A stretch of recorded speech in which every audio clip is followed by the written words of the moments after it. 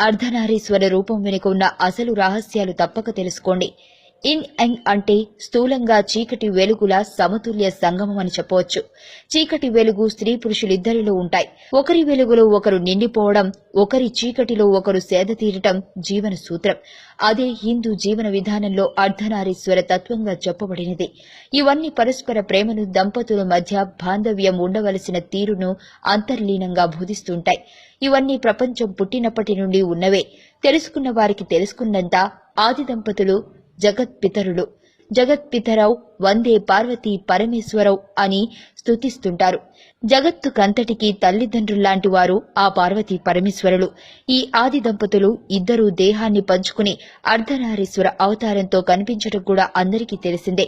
ఇంతకీ ఆ శివుడు అర్ధనారీశ్వరుడు ఎప్పుడయ్యాడు? ఆ అమ్మకు తన దేహంలో సగభాగాన్ని ఎలా కల్పించాడు?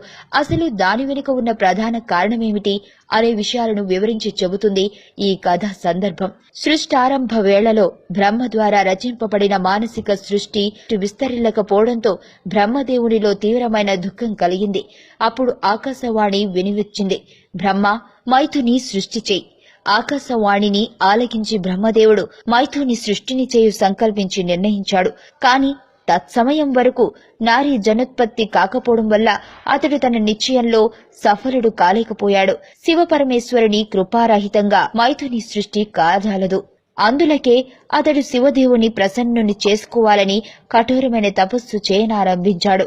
చిరకాల పర్యాంతం బ్రహ్మదేవుడు తన హృదయంలో ప్రేమపూర్వకంగా శివమహేశ్వర ధ్యానం చేస్తుండిపోయాడు. అతని తీవ్ర తపస్సుకు ప్రసన్నుడైన ఉమామహేశ్వర భగవానుడు అర్ధనారీశ్వర రూపంలో దర్శనమిచ్చాడు.